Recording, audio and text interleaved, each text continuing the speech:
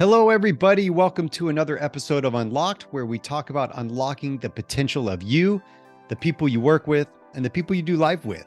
At the time of this recording, I'm offering all of you, yes, my lovely listeners, a free 15-minute communication coaching call. You come with some kind of communication problem, and I give you a solution. My calendar link is in the show notes, so check that out.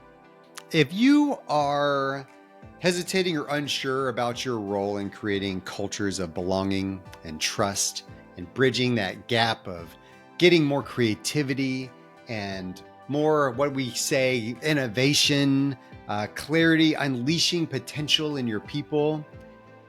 If you're unsure about your role in that and how to bridge that gap a little bit more, then this interview is going to help.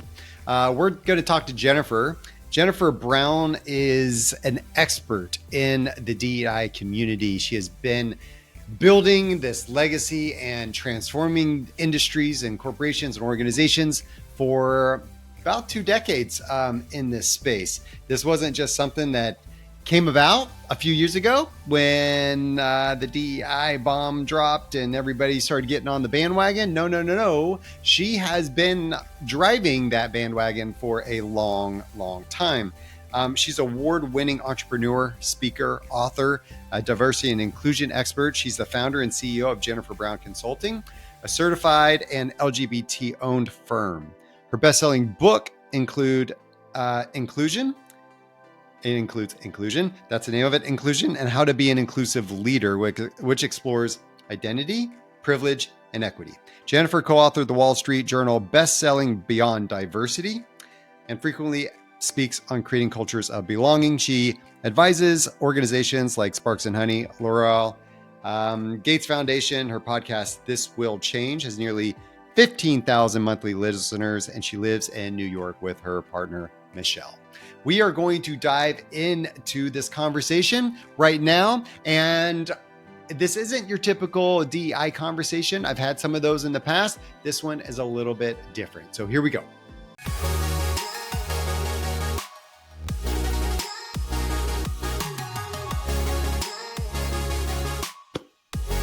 Jennifer, I am excited to have you today. Thanks for hanging out with me. Oh, Scott, I'm excited. This is going to be fun. Yeah, we're going to talk a little bit about this whole inclusive leadership thing. I guess I want to know a little bit of like how, with the culture and everything that's going around right now, why should this still be relevant? Okay, I'm going to say still because there was a huge thing during COVID and racial stuff was happening and a lot of all the stuff was happening. And everybody's like, ooh, D&I, inclusive leadership. And then it's like, wait a second, hold on. There's companies going, no. We don't want to, we're not going to do that so much anymore. Like, so what's going on? Like, give me some idea from your standpoint, what's going on? Yeah, well, I've been in the space for 20 years and some have been in the space 30, 40, 50 years. So I'm certainly sort of in the middle generation, if you will. And then there was like a ton of people that came in the last couple of years because of what you just mentioned, right? 2020, everything that happened, the reckoning, the truth telling, the sort of, yes, companies jumping in and saying, we want to be better and do better. Thank you for telling us how broken our cultures are. And then there were all these commitments made. I think there's so much that's happened. I mean, the political realm, there's been a very organized building resistance that has real teeth and power to force companies to, remove their programs, honestly. And so in my world, it's been watching them fall kind of like dominoes. Which is really disconcerting because a lot of us who've been consulting mainly like I do to corporations, there's nothing like a very supportive corporation. I mean, they are walking the talk, they're asking the questions, they're supporting their employees, they're on their journey, and it's gone a long way towards generating engagement and loyalty and belief in products and customer trust and all of those things. So this is a dangerous game that some of them are playing in terms of taking their foot off the gas because consumers are savvy, employees are savvy. Gen Z is certainly, and millennials are certainly extremely, have extremely high expectations of brands, companies, employers, have lots of choices about how they want to make their living.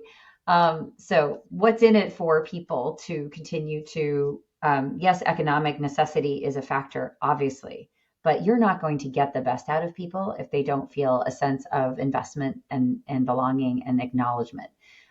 So I think it's bad decisions on the part of companies, caving to pressure, also kind of moving on to the next, shiny object. I think there's some of that, which is unfortunately a habit for companies. Fatigue is real. And I think we need to kind of ask ourselves, how did we bring companies along in a sustainable way on their journey towards more inclusive workplaces? Like, there was a lot that happened in the last couple of years, and it was overwhelming for a lot of leaders who are already coping with a really chaotic landscape and how to lead in that landscape. And we brought a lot of information and education, but I think that we didn't accomplish true behavior change for leaders. And by the way, it's not incumbent just on the teachers and the educators like myself to create behavior change. Individuals have to sort of wake up and say, I want to lead differently. I need to lead differently. I'm leading different kinds of people. I am trying to lead in a chaotic and uncertain world. And what got me here won't get me there. I need to retool myself. And inclusive leadership is a part of the DNA of that new leadership. So, any leader that thinks this is a fad or something that we don't have to pay attention to anymore or whatever, I think it's unwise. It's not prudent. It's limiting. And it's probably dangerous and risky because the world is changing and you want to change with it and ahead of it. That's the key. And if you want to really change ahead of it, demographics is destiny. The world is changing. Your clients are changing. Your customers are changing. Your employees are changing. In your family that generations look at things differently. And, I worry about the leader that is not kind of a student of what is actually happening and including this in their retooling of themselves.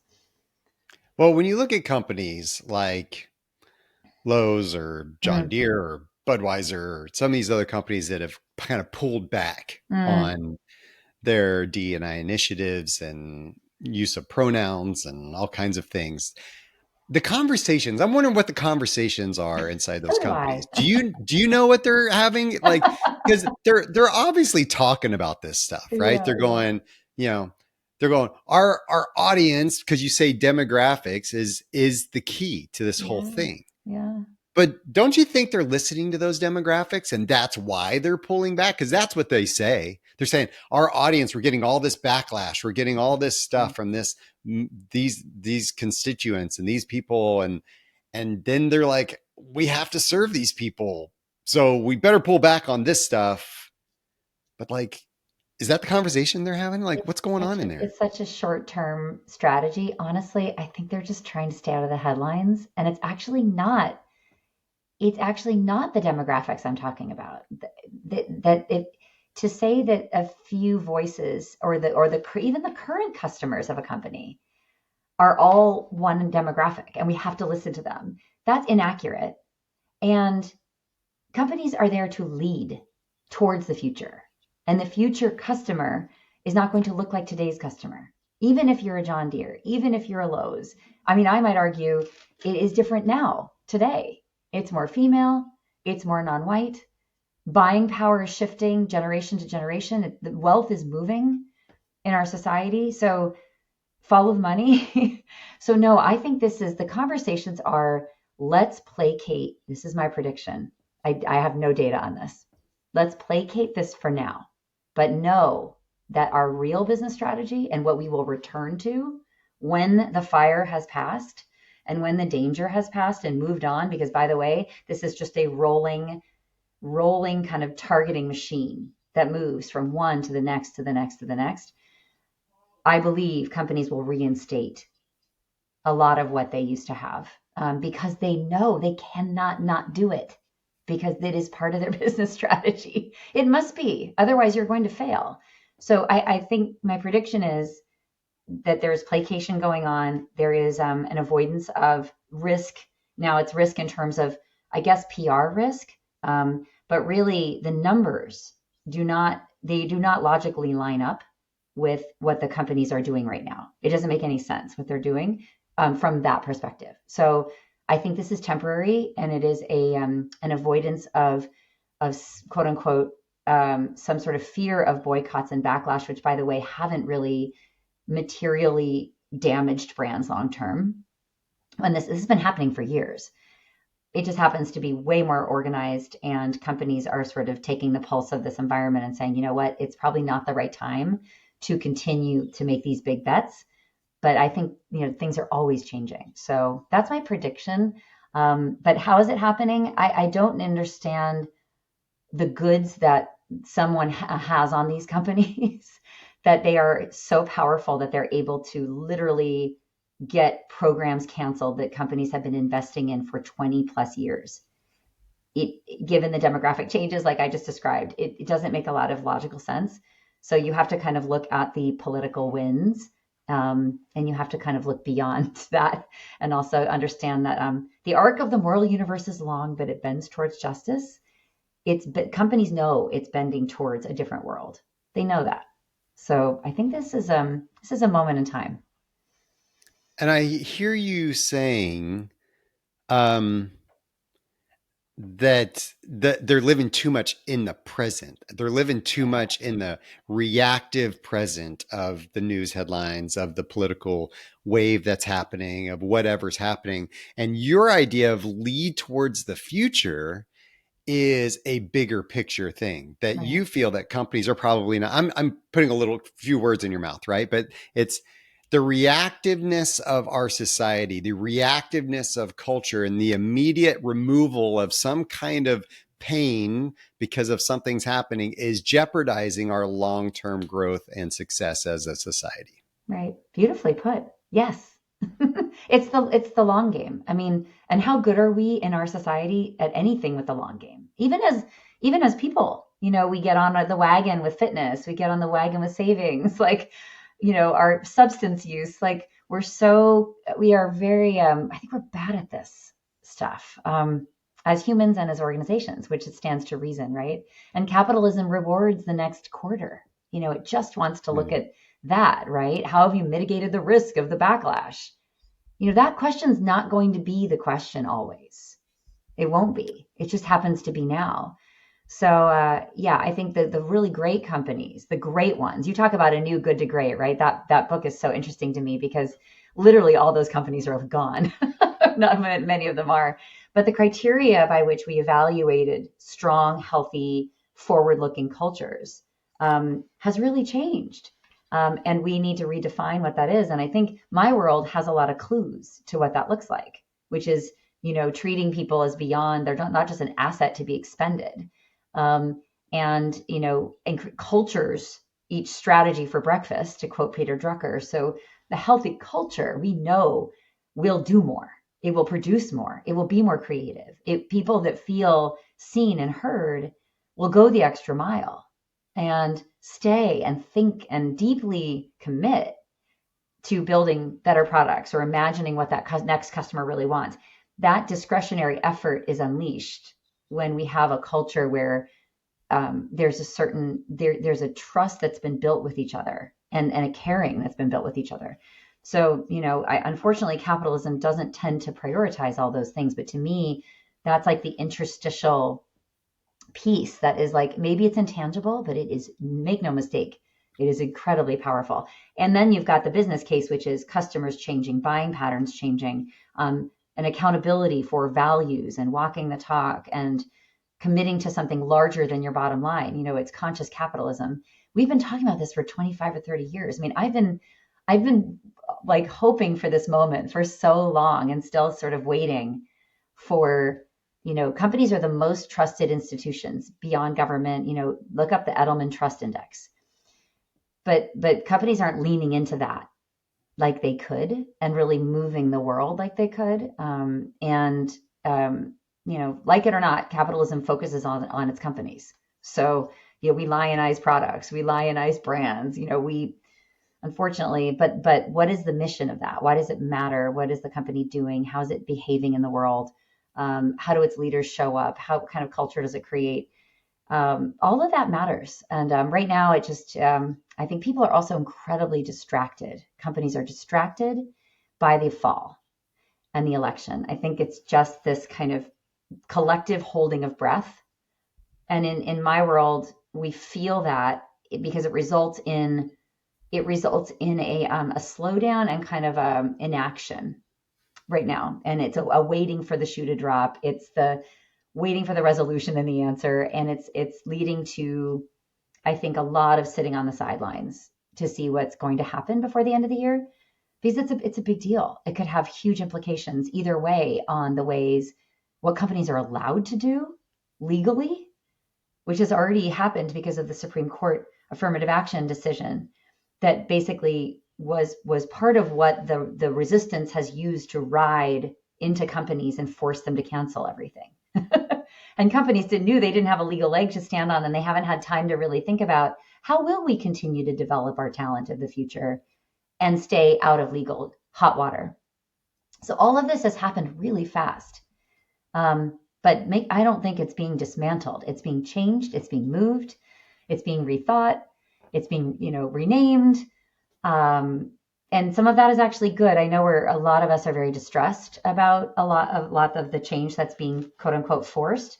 But within these difficult times where we think we're experiencing a setback, there's always an opportunity for creativity and even innovating beyond where we were before. Like that's the way I'm sitting with it, is you can be scared and you can, put your head back in your shell and you can leave the work. You can, sort of give up and feel hopeless, or you can say pressure makes diamonds right now. And this is a very fertile time for reinventing a conversation for the years ahead. Well said. So you have a book, How to Be an Inclusive Leader, and it's still selling. It's not like it just sold well during like the, pandemic and during all the racial injustice stuff and all that. Like it's still selling well. Mm-hmm. Well, why? Like, is it this idea? You have this inclusive leader continuum idea that you put in there. I mean, tell me why your book do you think is selling well? I think a lot of other DEI books might be not selling as well right now just because of the things that we're hearing and the fatigue and, like you said, all the other things that are going on in society, but yours is still selling well. What's up? Yeah. I love that. It's short, it's readable, it's accessible, it's inviting, it's welcoming. It doesn't come out of the barrel with, I think, the challenging messages around some of our more challenging messages about our work in the DEI world. And there are, those challenging messages are important to hear, where it's really critical that we look at the problems and the isms in our society and the biases and the inequities. Absolutely. I come from a leadership development background and organizational change. And before I ever did DEI, that was my discipline, and it really is still my discipline. So I'm always thinking about leaders and how they pivot, how they evolve, what's hard about change, how they're needing, especially now, to reinvent, to rethink how they show up, to get comfortable being uncomfortable.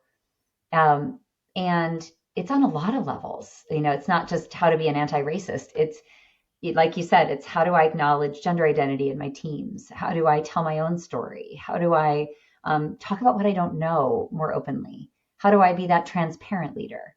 How do I be a resilient leader when it's so challenging and I'm leading in a different way and different people than I've ever had to lead before, and I'm doing all of it virtually or hybrid? There's so many challenges being thrown at leaders, and I wanted the book, I think, is sort of a step-by-step simple process to look at yourself in change, understand where you are in the system. There's multiple systems, right? And then activate yourself in a way that acknowledges that it's not easy, but encourages the reader to make sure you're still evolving. I mean, that is my big message. If you are not changing, if you're not the shark that keeps swimming, you're going to die. And the keep swimming for leaders is keep changing. keep modifying, keep experimenting, keep having new conversations, keep meeting new people and getting to know them, keep trying to figure out how to build trust across difference with no FaceTime because we're all separated from each other. Keep thinking about, am I relevant? To me, this is a handbook for relevance. So I think I come at this from such a constructive place. I really believe in everyone's capacity, including those who have been kind of feeling like, oh, I'm not diverse, Jennifer. I can't contribute anything. I don't know anything about diversity. I'm very privileged in the systems I'm in, and I have, what in the world could I possibly contribute? So I'm going to sit over here and let everybody else, evolve. My message is to those folks to say, there's so much available to you. And I'm in the LGBTQ community, and that has led to my need for allies, right? But I also I'd like to be considered someone who is constantly trying to figure out how to be an ally and an advocate. And I think people that look like me, people that look like you, there's an enormous, we saw all the white voters for Kamala coming, all those calls. Those calls were very significant because I think we're naming some new things right now as a society. We're saying, I'm acknowledging where I am in a system. I'm acknowledging the money I can raise. I'm acknowledging how I can call other people in, and I'm naming who I am in that system. And I think that's a very important part of our participation in that system, that we shouldn't be afraid to say, I am I identify as this, and some things, mean I'm an insider, and some things mean I'm an outsider. And what do I do with all that truth? And there's so much opportunity everywhere. So yeah, I think the book does well because it's that positive, generous, inviting, and giving people credit for moving along wherever they're at. There's no judgment. There's no criticism. You're not moving fast enough. You're not doing enough. You're never going to be good at this. This is overwhelming and bad and heavy. There is a lot of that. But if we can't feel good about our progress, I don't think we can get to the harder work that we need to do. So I'm somewhere in that kind of, preparation part for leaders so that they can then develop the resilience to have the harder conversations and do the deeper introspection. And I think that's why it's a gateway book to a lot of harder work that we need to do as a society. And I think it's kind of it might have been a niche that I really resonate with because, that's been me in my journey too. So what would you say to those individuals who have been hit over the head for the past several years with the DEI drum over and over and over again, that are getting tired? They're like the capitalists out there. They're like, listen, these initiatives, they're not making us profitable this quarter. We have to, figure out the quarter right now, those sales numbers right now. What would you say to them as far as why they should care and why they should focus on something like this right now? yeah, well, they may feel like they're winning the battle, but they may be losing the war. So the battle of the quarterly results, the way that you accomplish things matters. The environment you create in which you reach those goals could burn people out. It could, trample people. It could create a culture where it's toxic, or a few sort of demographics constantly kind of rise to the top, are promoted. Certain leadership styles are rewarded that are not inclusive because it's all about driving quote unquote results. So to me, the measure of a great leader is somebody who accomplishes those things and is somebody that you want to work for and with and alongside, and creates an environment where you want to stay and do your best and extra work. And, we all know what it feels like to be hit over the head, and it's, classic carrot and stick. I mean, these are like stick leaders. Like, I'm going to sort of beat this system until I can get what I need out of it. And, and please some sort of metric and one group of stakeholders. But there's a reason we moved to stakeholder capitalism from shareholder capitalism. And that evolution to me speaks to all the influencing that we can do to get things done and get there together and get there in a way that builds relationships, that enables the best and most creative contributions from everyone. Because, by the way, no innovation is going to be complete without the participation and the ideas of a diverse group of people. And that means diverse in, what I can see or perceive about somebody, and all the invisible diversities that we know exist under that, the waterline of the iceberg. So if you don't acknowledge what's going on and you're not able to balance the short-term results drive with the long-term culture building, you may be able to accomplish something in the short term, but you will not be a beloved leader. You will not be a resonant leader. You will not be able to attract the best talent and keep the best talent. You'll burn through people as some kind of expendable resource. You won't, I don't think you'll thrive in the future, because if anything, this is going to get more chaotic and more difficult to lead. So, I see short-term, goal accomplishment as kind of, okay, yeah, what else are you going to do? Like, how else are you going to, build a stronger, more resilient business? You can do that, but there's a cost. There's a cost if you march ahead like a steamroller. There's a cost. You may not care about the cost, and you may be able to just move on.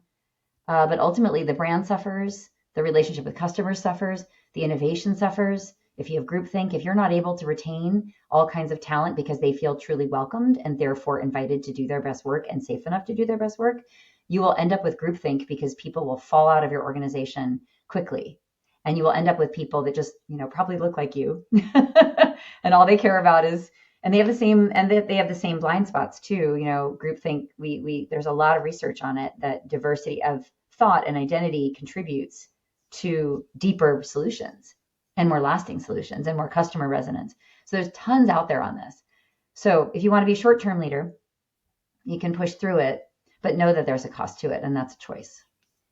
And I think that's the idea here, right? Is that this is just another outward expression of your leadership style and the culture you're trying to build.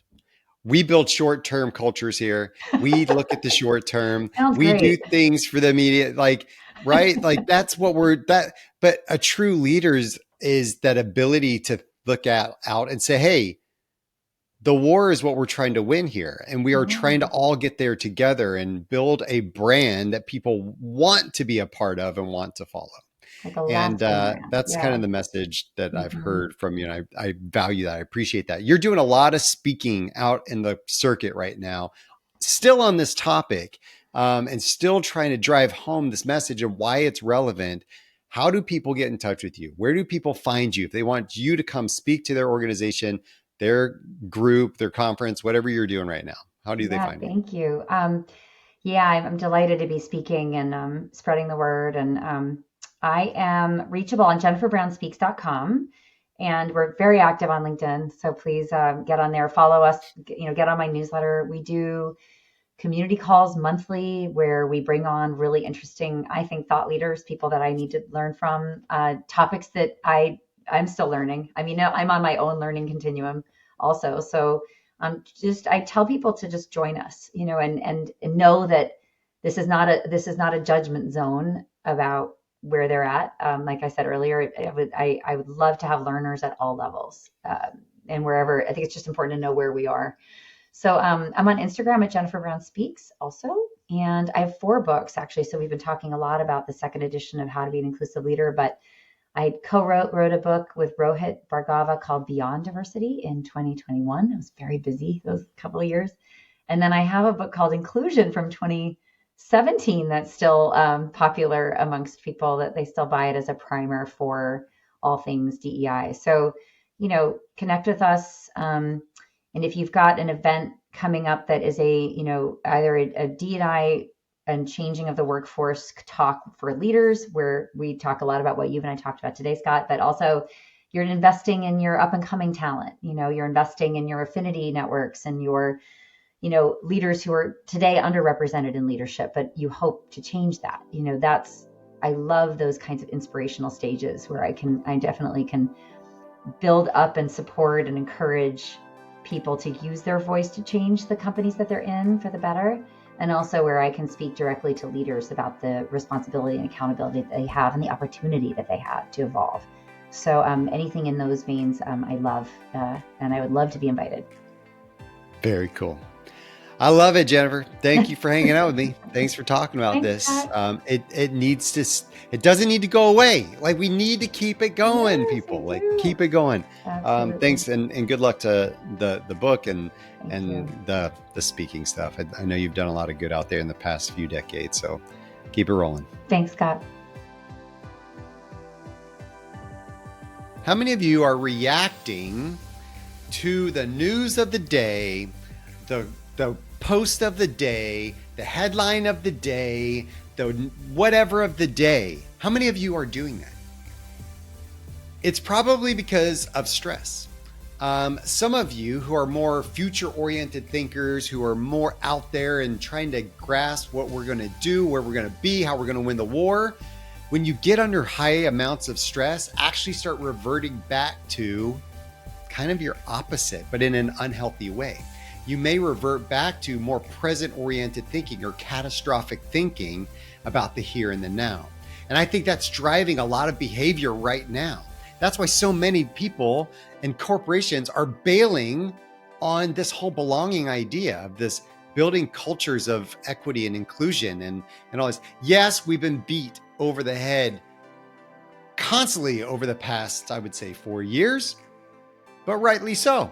Probably because there was a big gap and we were made aware of that gap. And all of a sudden we're like, oh, we should probably do something about this. And now it's kind of settled down a little bit. And now we're like, oh, now we don't need to do anything about this because it's whatever, it's fine. But what's going to happen when the next situation comes about and everybody starts, because it will happen, my friends, it will happen. And everybody's going to go, oh, we got to jump on this bandwagon again. But then how are you going to look? You were in it, then you jumped off the ship, and now you're going to get back on?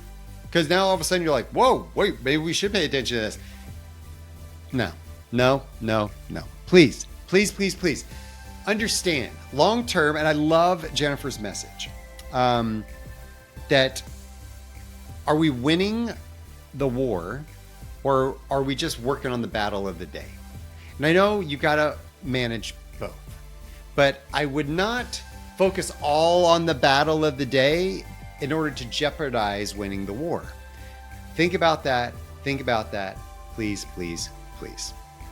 If you want to find out more information about me or check out the show notes where there's going to be more information and links to the things referenced in this episode, visit SkotWaldron.com. And lastly, I'm asking for a little bit of love, just a little bit. So please take a moment, follow, rate the show. The algorithms like that. It helps me get the word out. I really appreciate it. Thank you. And until next time, stay unlocked.